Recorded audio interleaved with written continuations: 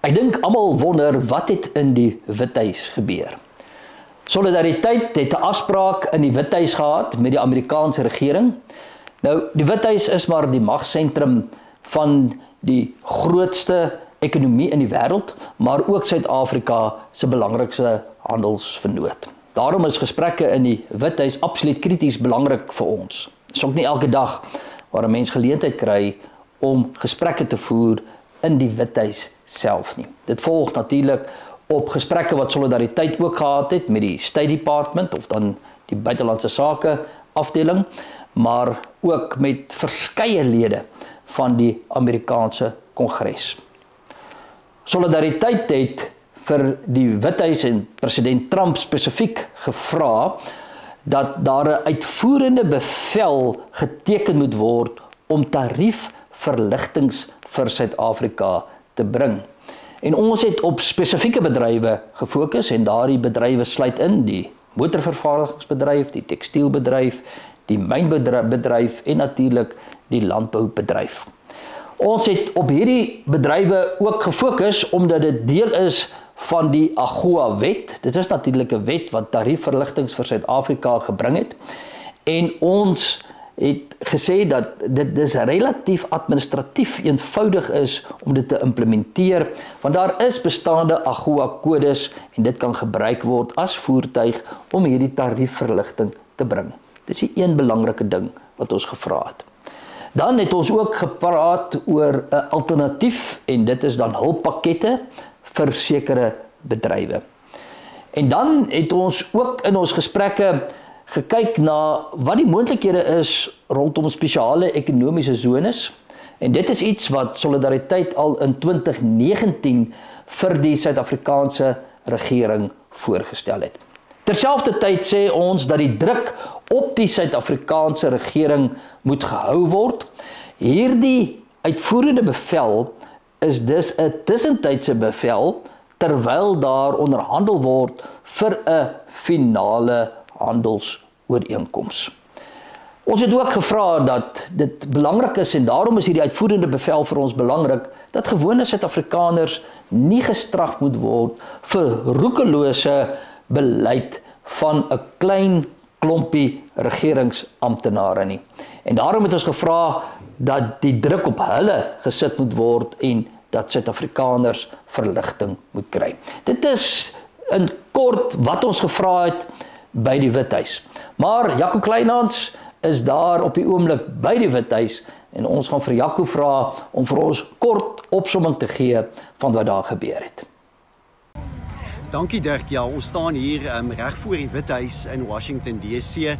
'n baie goeie besoek en 'n gesprek wat ons gehad het hier met 'n senior afvaardiging van die Withuis.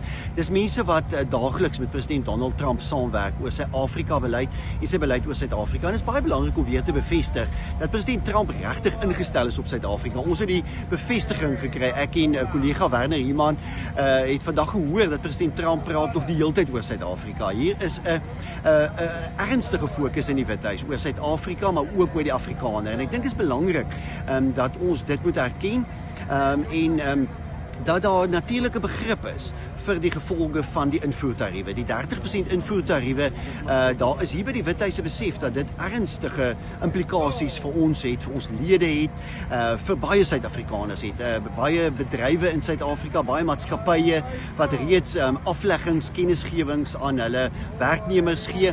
Dis nie asof die Withuis onsensitief hieroor is nie. Hulle is baie sensitief hieroor. Hulle besef dis 'n reuse probleem. Hulle wil graag optree. Hulle wil graag 'n oplossing daarvoor vind. So dit het natuurlik 'n groot geleentheid vir ons geskep om voorstelle te maak. Ons kon voorstelle maak oor laer tariewe vir spesifieke bedrywe soos die landboubedryf en die motorvervaardigingsbedryf en dit sal natuurlik nou hier bespreek en hanteer word.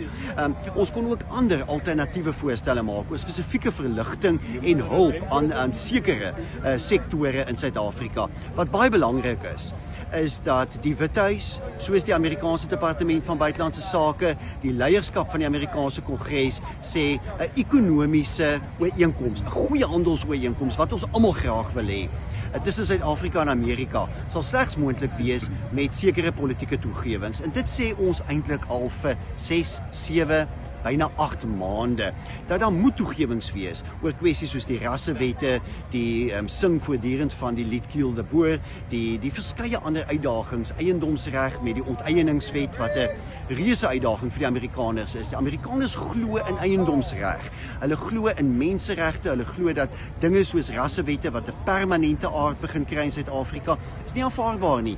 Die Suid-Afrikaanse regering sal toegewings hieroor moet begin maak. Dan is daar 'n goeie kans vir 'n baie positiewe handelsooreenkoms. Goeie toegang tot die Amerikaanse mark, baie laer handelstariewe. Dit is 'n sterk moontlikheid. Ons het bevestiging daarvan gekry van die Withuis, die State Department, die Kongres. So, ek dink ons het goeie nuus, en die goeie nuus is president Trump gee om oor Suid-Afrika. Hy gee om oor Afrikaners. Hy gee om oor die toekoms van Suid-Afrika. Hy gee om oor die toekoms van Afrika, die ekonomiese ontwikkeling van Afrika, die reuse ekonomiese geleenthede in Afrika. Maar dit gaan net realiseer indien daar 'n politieke wil in Suid-Afrika is, en ons as Solidariteit en ander instellings sal moet aanhou druk plaas op die Suid-Afrikaanse regering om daardie politieke wil te verwesenlik. So, ek dink goeie nuus, ons hoop op resultate binnekort oor die handelstariewe, en dat Solidariteit se voorstel, ons handelsraamwerk, ernstig opgeneem sal word hiervoor. Kom ons hoop dat daar binnekort goeie boodskap uit Washington hieroor sal wees. Baie dankie Jaco. Wat Jaco na verwys het, is hierdie handelsraamwerk van Solidariteit. En hierdie handelsraamwerk het al die elemente in wat moontlik kan lei tot 'n skikking rondom 'n handelsooreenkoms. En as ons net so vinnig daarna kyk, dan hoor ons aan die een kant die Amerikaanse regering sê dat hulle is gewillig, hulle wil 'n ooreenkoms sluit, en dit is die boodskap wat ons heeltyd terugkry. En dit is 'n positiewe ding. Die deur is nie toe nie. Aan die ander kant beleef ons in Suid-Afrika werksverliese. Nou daar is omtrent 580.000 poste in Suid-Afrika afhanklik van ons Amerikaanse handel. As dit skeefloop, kan dit drakoniese gevolge hê. Dit kan verskriklik wees. Dieselfde geld ook dan nou vir die ou AGOA ooreenkoms wat aan die einde van September verval. Omtrent 250.000 poste is net afhanklik van AGOA. En dit is hoekom dit vir Solidariteit so ernstig is. Mense gaan hulle werk verloor. Families gaan sonder inkomste sit, gemeenskappe gaan hulle werk verloor, en die Suid-Afrikaanse regering is net eenvoudig roekeloos hieroor. Die Suid-Afrikaanse regering was natuurlik ook in hierdie week in Washington. Daar was ook gesprekke gewees in New York by die Verenigde Nasies, en dit blyk vir ons, die inligting wat ons terugkry is ongelukkig nie positief nie. Nie omdat daar nie 'n wil is by die Amerikaanse regering nie, en nie omdat die Suid-Afrikaanse regering besef dat dit noodsaaklik is nie, maar as gevolg van eenvoudige ideologiese stiksienigheid van die Suid-Afrikaanse regering. Jaco het verwys daarna dat daar 'n politieke eis ook is. En dit is logies. Kom ons kyk net so 'n bietjie daarna. Die een is eenvoudig eiendomsreg. En hoor hier, hoe kan dit tussen ons en 'n ooreenkoms staan, die feit dat die regering nie eiendomsreg wil waarborg nie? Nou, eiendomsreg is die sentrale pilaar van enige ekonomie. Dit maak myself uiters bekommerd. Indien 'n regering nie eiendomsreg wil waarborg, dit maak die Amerikaners uiters onseker. En die vraag is, hoekom wil die Suid-Afrikaanse regering nie net bloot eenvoudig sê, maar eiendomsreg is gewaarborg nie? Dit is iets wat gedoen kan word. Dit was ook 'n voorwaarde vir die AGOA ooreenkoms. Dit beteken dus, ons sê eintlik ons breek van die Suid-Afrikaanse regering se kant af die voorwaardes van die AGOA ooreenkoms wat vir ons jare lank 'n gunstige handelsooreenkoms gebied het. Dis die een ding, dit kan gedoen word. Die Suid-Afrikaanse grondwet waarborg eintlik eiendomsreg, en die vraag is, waarom nie? Dis die een ding. Die ander groot ding wat handel betref, is die hele kwessie oor raswetgewing. Die Amerikaanse maatskappye sê, ons wil by julle met julle handel doen, ons wil iets kom besigheid doen, maar ons wil nie 'n handelsbeperking hê nie. Nou die Amerikaners praat van 'n nie-tarief handelsbeperking. En hulle sê swart bemagtiging is 'n nie-tarief handelsbeperking, maar hulle sê dis handelsbeperking. So wat hulle sê is, as julle ons handel hierdie kant beperk, dan gaan ons 'n tarief op julle instel. Waarom moet ons vir julle 'n gunstige tariefbedeling gee as julle 'n ongunstige handelsbedeling vir ons gee.